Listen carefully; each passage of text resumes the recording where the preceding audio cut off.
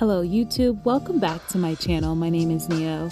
Just getting started by showing you this set. The client has come back after a full month and these nails look gorgeous as ever.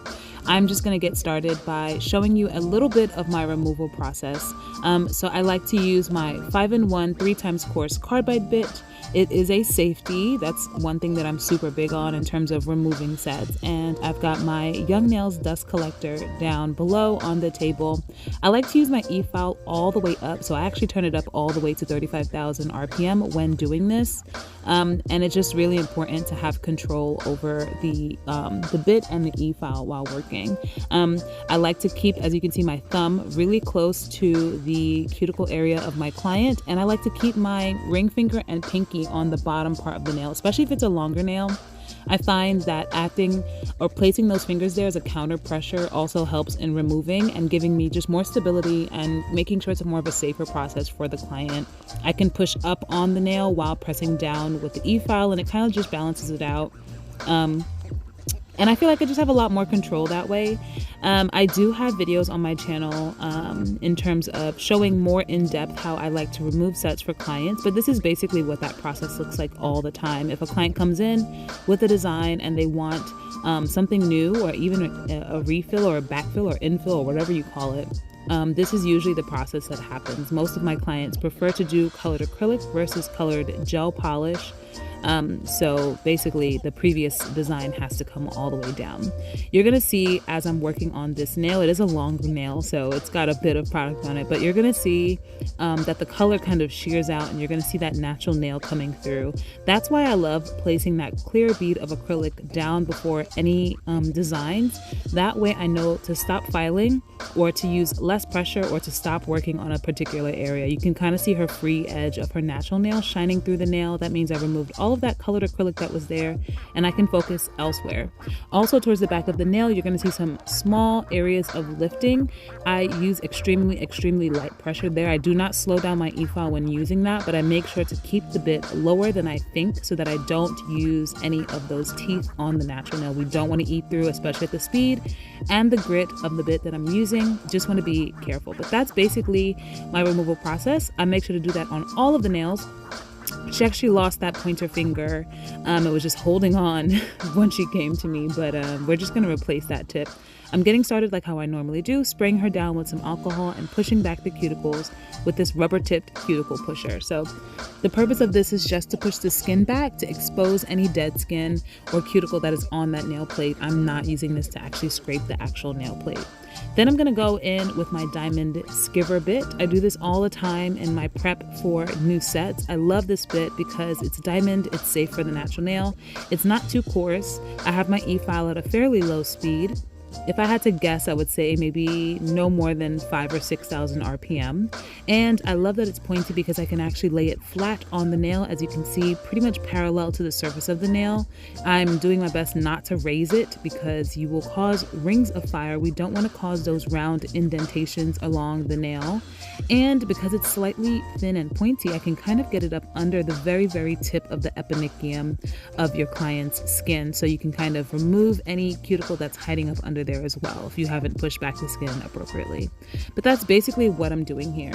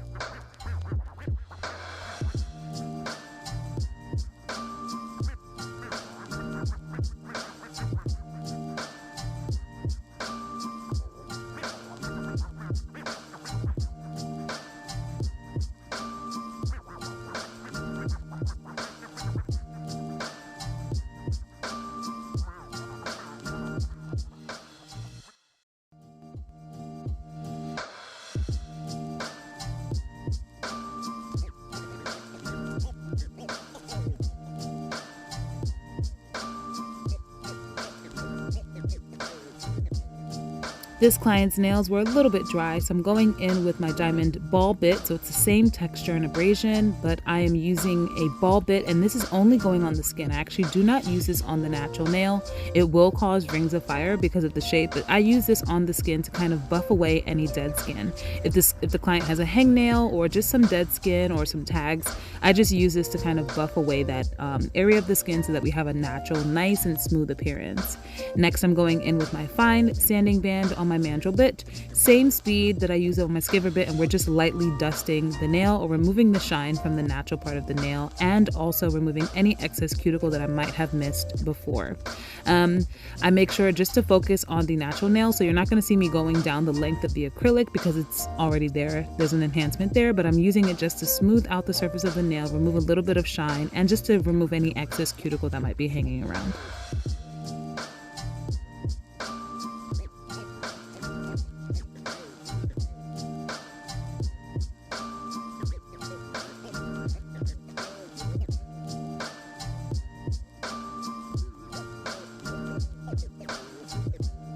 So I didn't put it in the video, but after this I actually went in and replaced the tips on 2 of the fingers, her pointer finger on this hand and on her other hand was her pinky. So just replace those 2 tips, buffed and filed them so that they blended in, and then just prep those as far as length for the rest of the set. Now I'm just going in with my normal prep system. This is the Mia Secret dehydrator, primer, and then a thin coat of the Young Nails Protein Bond. I did buy a new primer that I'm looking to try on some specific clients. I do have clients that no matter what, like this client specifically, this pointer finger, we just actually realized it today that this pointer finger always gives us a hard time and either lifts really badly or breaks. So I'm gonna keep an eye out on that. But I did buy a new primer that I'm interested in trying out. I will, play around with it for a while and then let you know how I feel about that. But as you know, I like to go in with that clear acrylic layer. You saw how easy it made things in terms of the removal, and I'm not gonna stop doing it now. So her nails are growing out nice and long. I love it so much. But I'm just using a tiny bead just to backfill her nails, just to cover that natural nail that has grown out in the time. And in the places where we removed any lifting, I'm just using a thin bead of that clear acrylic and blending it nice and quickly over that pre-existing extension.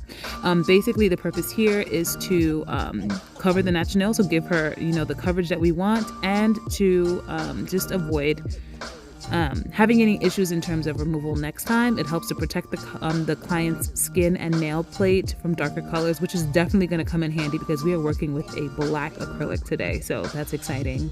And I'm uber glad that I used the clear acrylic because we're definitely not going to have any issues with staining when that's coming off.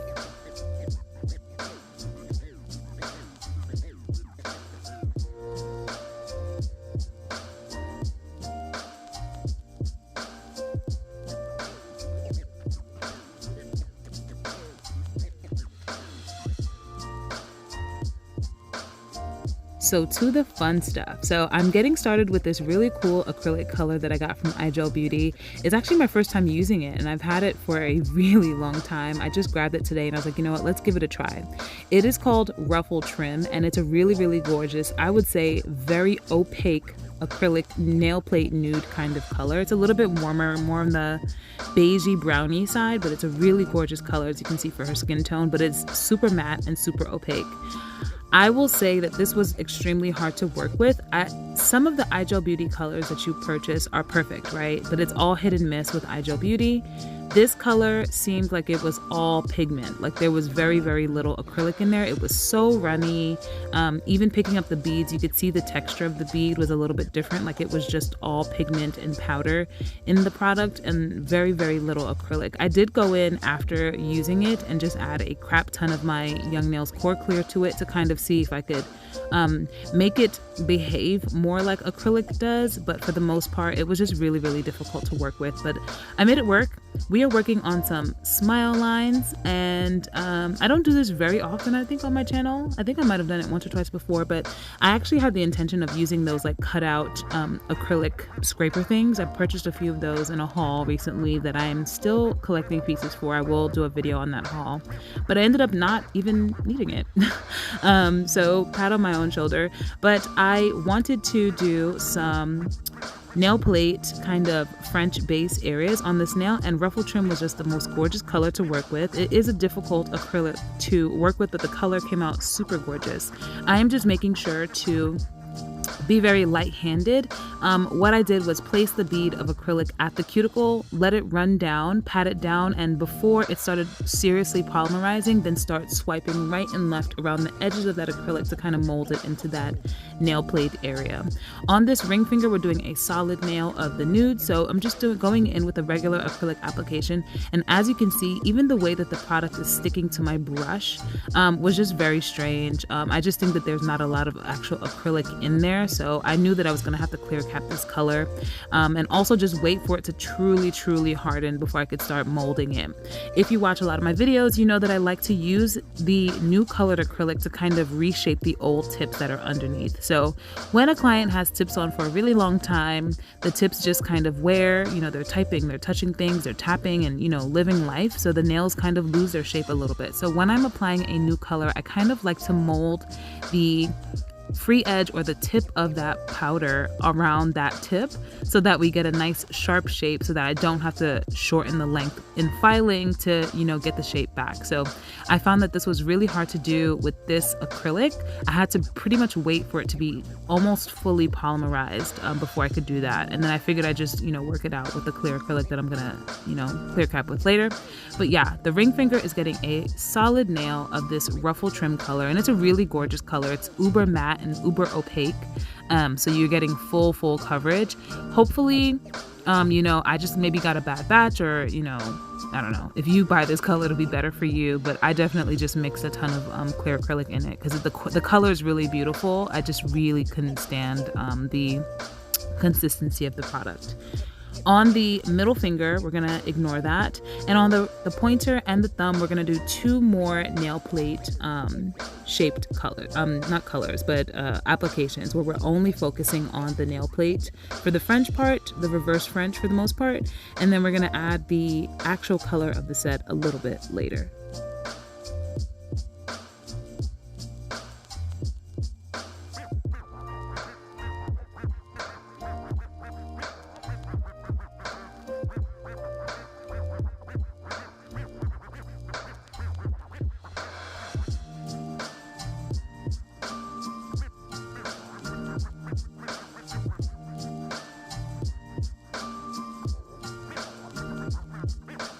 So for this nail plate area, I'm placing my bead of acrylic right at the cuticles. I'm making sure it doesn't flood the cuticle and sidewall area. It kind of did when using this product, just because I mentioned it's a little bit more on the runny side and wasn't behaving kind of like I'm used to with acrylics.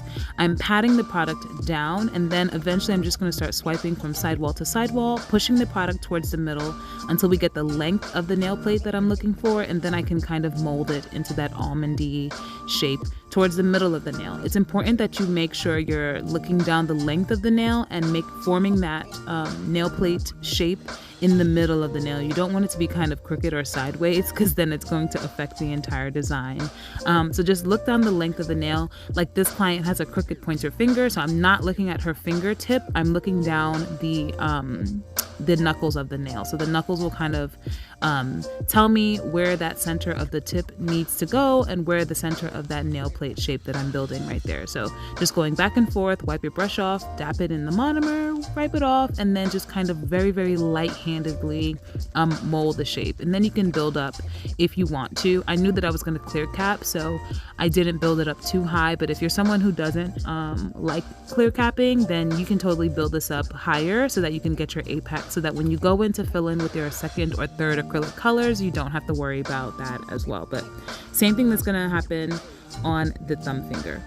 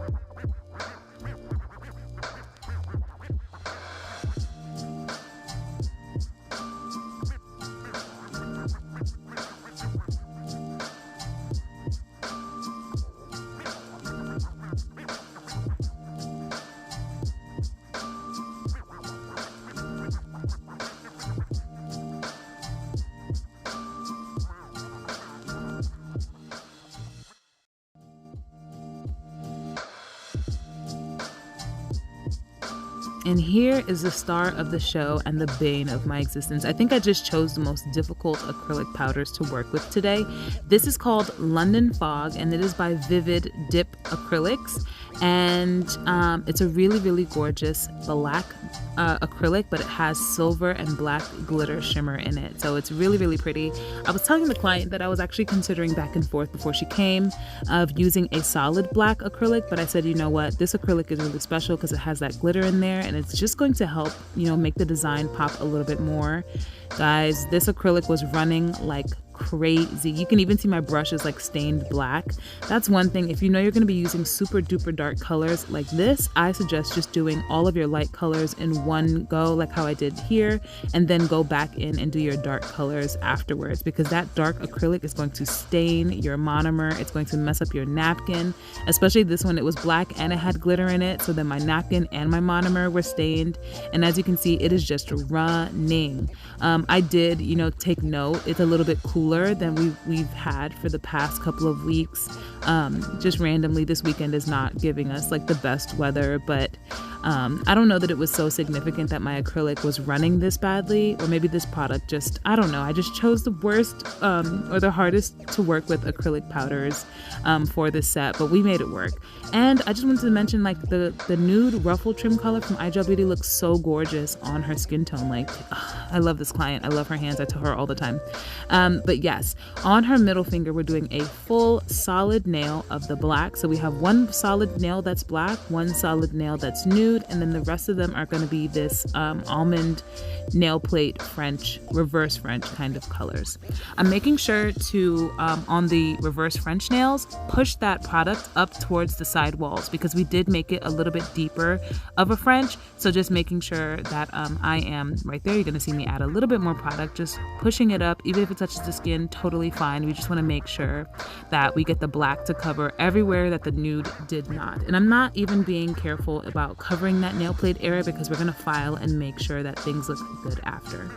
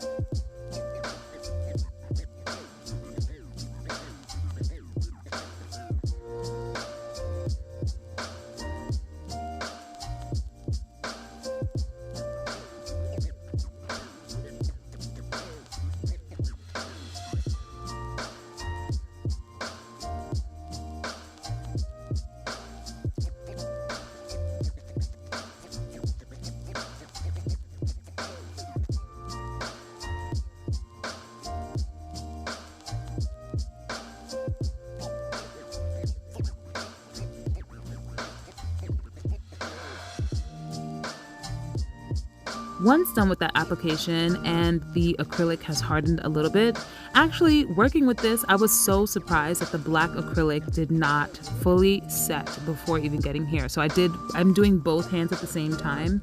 And by the time I came back to do this filing, we had to wait like an extra 15 to 20 minutes because the powder just refused to dry. I don't know what kind of acrylics I chose for the day, but they were just so difficult to work with. Nonetheless, it dried enough where I could go in with the same sanding band that I used to prep her to kind of smooth off or clean off that nail plate shape. So this is what I was mentioning in terms of not worrying about being uber careful and covering that nail plate with the black, because I knew that I was going to be able to use a sanding band or a hand file or e-file or whatever kind of bit to kind of file away this area and clean it up so that it's nice and sharp. That's the beautiful thing about doing that reverse French. Instead of painting, you have that window where you can file away and have that beautiful, beautiful, clean and crisp crisp shape. As you can see, we're erasing here, not erasing, but erasing the parts that we don't want and just leaving that beautiful crisp line of black against that nude.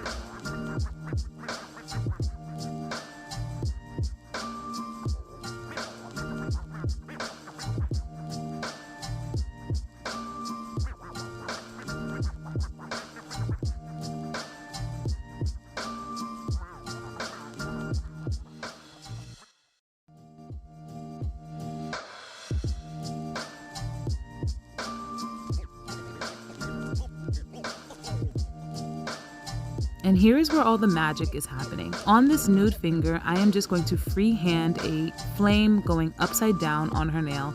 And when doing this, I was like uber nervous and I was saying out loud, like, I don't even know what flames look like. She was just like, you're just doing this from your head. And I'm just like, girl, I don't know what's happening, but we're gonna figure this out. So I'm using my black gel paint from iGel Beauty and my favorite liner design brushes / dotting tools that I get from Amazon. I talk about them so much on this channel. Please, if there's anything that you take from this channel, it is to get this art brush set, because it is so freaking helpful and just helps me. You see the artwork that I'm able to do on this channel just because of this brush set alone.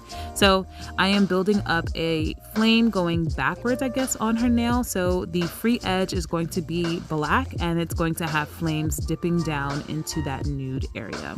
And as you can see, I'm just trying to draw thin wiggly lines and then have it extend down to this curved area, and then the base basically of the nail or the free edge is going to be solid black. So just filling in that space nice and quickly. And I think this was my favorite nail, in addition to the pinky, because the pinky is always my favorite. This was my favorite nail. It just looks so cool and graphic. Once done, I had her cure for 30 seconds, and then we can get into the white gel paint. So this is where the moons and stars came in on this set. This is actually really funny. This is my third video, using this design, the moons and the stars, encapsulating pieces and thinking about mystical stuff, and I'm loving it actually. I am going to be hand drawing all with white gel paint, these little twinkling dazzle, I guess, crosses or stars.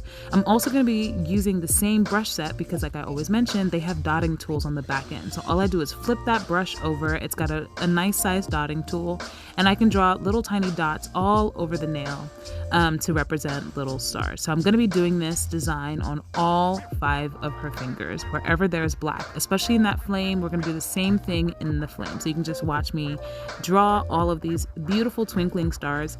I did not have her cure in between. If you are someone who's a little bit more nervous, or you have fidgety clients, I would suggest curing each finger and then going back and forth from one hand to another, but I didn't do that.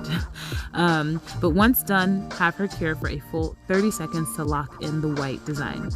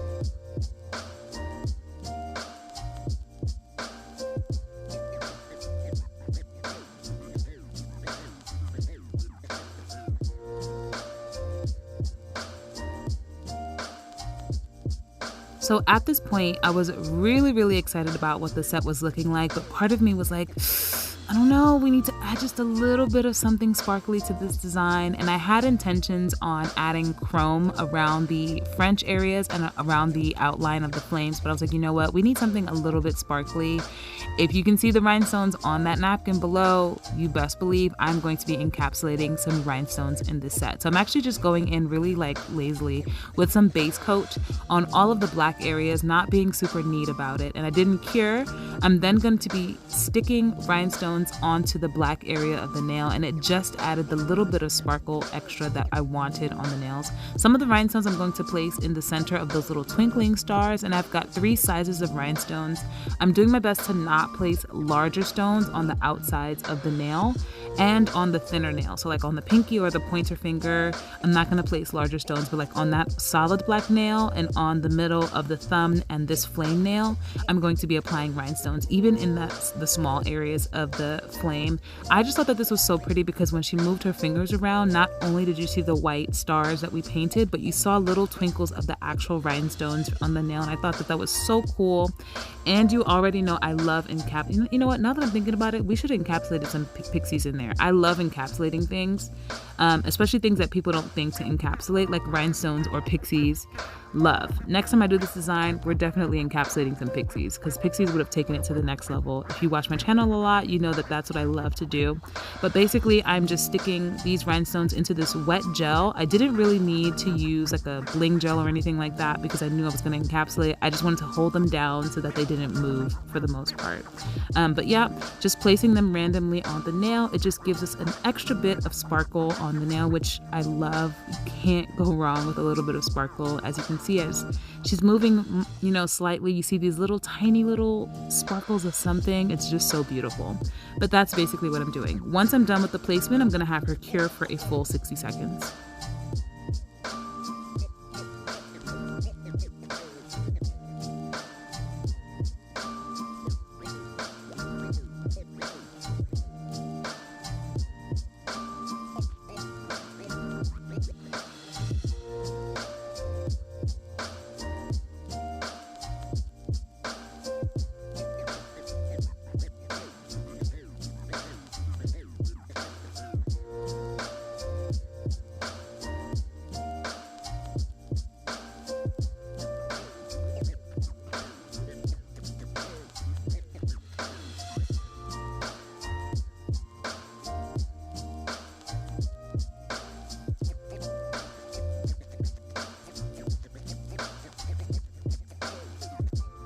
Now that those rhinestones are stuck on the nail, I'm then going to go in with my clear acrylic, and I had to make sure that I washed my brush really, not washed it, but cleaned my brush off really well. Got a new napkin, or fold your napkin over, because remember that black glitter that we worked with has so much, you know, pigment in it and glitter sparkles. So you best believe your monomer is going to be tainted. I am just doing my best to clear cap all of these nails, making sure to add product where necessary, building up the apex because these nails are fairly long, and making sure that these rhinestones are as encapsulated as possible. I do know that a few of them I had to shave into, as they were in areas where the nail was supposed to be a little bit thinner, but for the most part, just making sure to encapsulate these nails in a really nice and clean manner.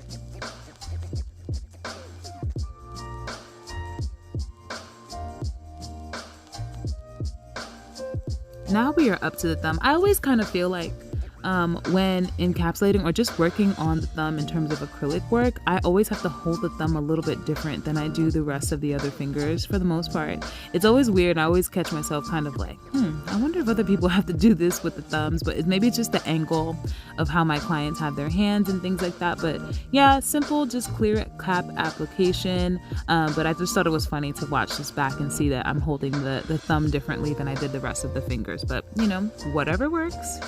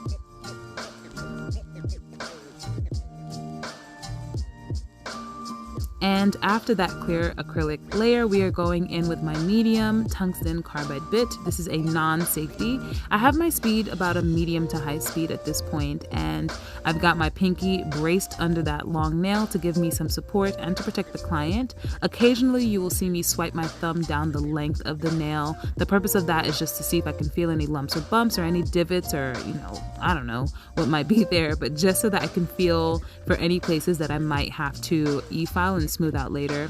Also, I am debulking where necessary, removing any product that might be touching the skin and just making sure to give the nail an overall smooth appearance. That's basically what's happening here. Nothing crazy. I like to clean the sidewall. Sometimes I'll put the bit underneath the tip of the nail to kind of remove any product, because when I fold over that acrylic, sometimes there's acrylic sitting right on the tip of the nail, but for the most part, we are just smoothing out the surface of the nail. And if you did a great job with your acrylic application, there's not very much to do at that either. And I'm very, very happy with that one. So I'm just going to continue with the rest of the nails. You saw that I placed it under the tip of the nail just to get any excess acrylic that might have folded over. I'm going to spend some time on the tip, going up my sidewalls. I do like to apply the bit along the sidewalls to clean up any excess powder, going from left to right or right to left, sideways up the entire length of the nail, and then going vertically up around the sides, around the cuticle and sidewall areas, and then down the other side as well. So that's pretty much it. It's the same in it's the same for every single finger for the most part, but just making sure that I have control over the bit. You don't want it to be too fast. Also, this is not a safety, so you have to be careful in how you're placing it near the client's skin or the edges of it. You don't want to cut your client or nick them, from using the e-file a little too fast. So in terms of e-filing, I always suggest using a safety if you're not, all the way comfortable, and just lowering the speed to something that you can actually control. But for the most part, we are just smoothing out the surface of these nails.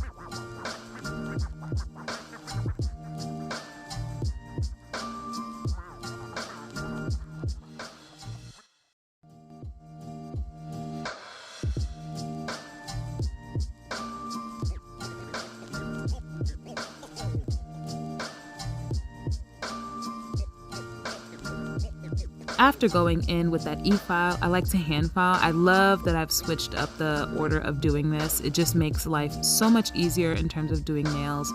Once I get to this part, I already know that the nails are pretty much smooth and have the appropriate shape, and all I gotta do is make things nice and crisp, and that's always, you know, fairly easy to look. We're admiring the work. Love working on these nails, but for the most part, I'm just using a 100 grit hand file, cleaning up the sidewalls. I also don't have to worry about filing too much because we encapsulated the design, which is why I love encapsulating designs, because if I hand paint, I'm always a little bit nervous and I'm going to remove some of the design anyway. And as you can see, we've got gorgeous black design all the way around each of the nails.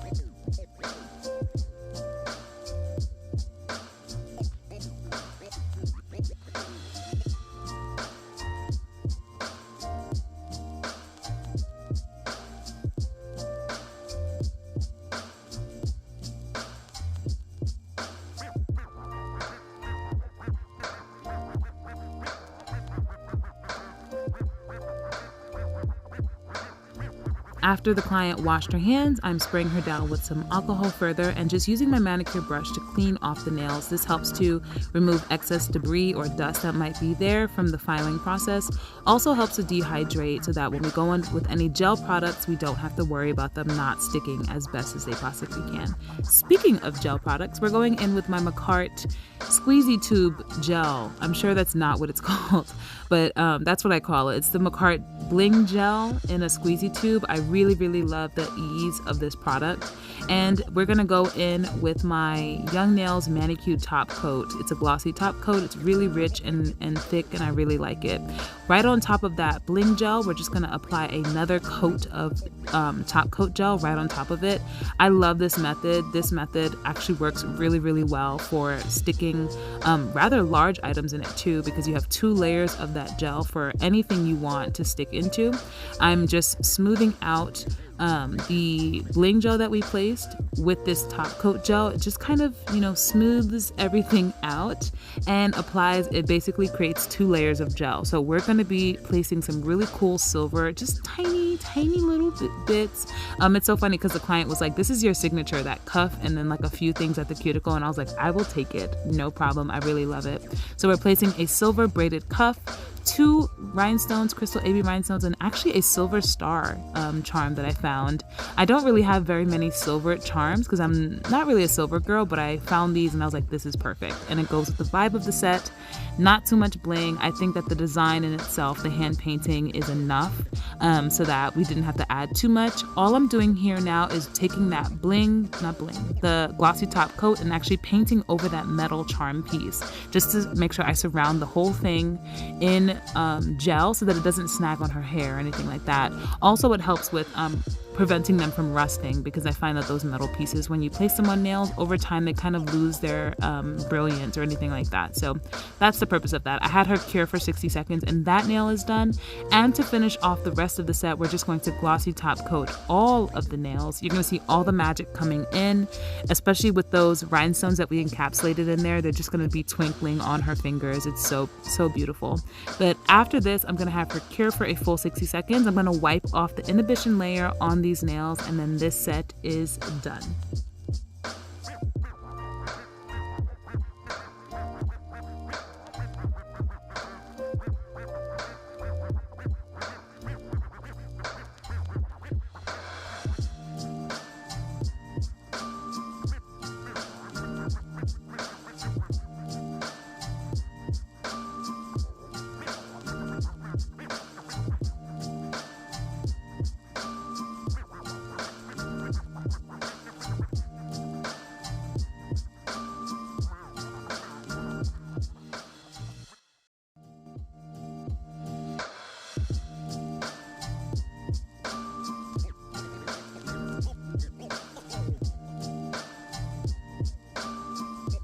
And here is what that set ended up looking like. It is so cool and graphic and just really cool.